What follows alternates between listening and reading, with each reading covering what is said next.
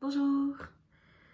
Alors, dans cet exercice, on dispose de 4 plaques de verre, un matériel isolant, de dimension 20 cm par 20 cm par 1 cm. Et on a également du papier d'aluminium et on nous demande de quelle façon on peut disposer de ces matériels pour construire un condensateur avec la plus grande capacité possible. Donc, on sait que la capacité d'un condensateur est égale à epsilon0, une constante, fois l'air d'une armature, divisé par la distance entre ces deux armatures. Donc, epsilon0 est égal à 8,85 fois 10 à la moins 12 coulomb carré sur newton mètre carré.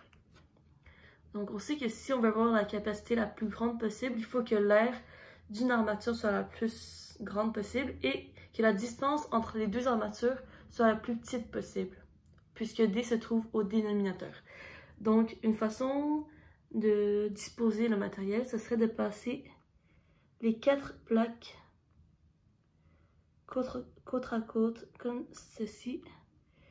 Et la distance D serait donc de 1 cm, puisque ce serait l'épaisseur d'une plaque de vitre, de verre.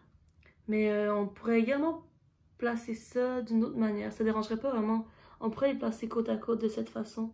Puisqu'au final, l'air va toujours être de 20 par 20 cm par plaque. Donc, mettons la plaque 1, 2, 3, 4. Ici, 1, 2, 3, 4. Les deux, ça fonctionne. C'est ça. L'air en tout serait égal à 4 fois l'air de une plaque de verre. Mètre carré. Alors, oui, je voulais juste préciser un truc.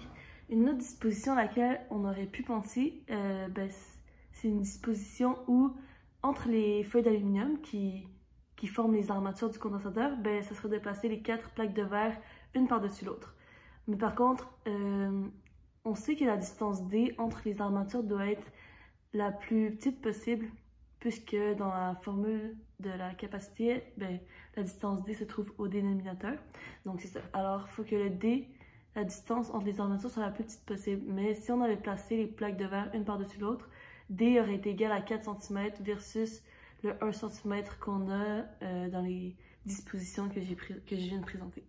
Voilà, c'est tout. Vous pouvez continuer la vidéo maintenant. Maintenant, il nous reste juste à calculer c'est quoi la valeur de la capacité. Donc c'est égal à 8,85 fois 10 à la moins 12 coulomb carré, newton mètre carré, fois l'air qui est de 4 fois 0,20 fois 0,20 mètre carré, divisé par la distance de 1 cm. Quand on rentre ces valeurs numériques dans la calculatrice, ça nous donne une valeur de 1,416 fois 10 à la moins 10 farad. Donc, voilà. Merci beaucoup.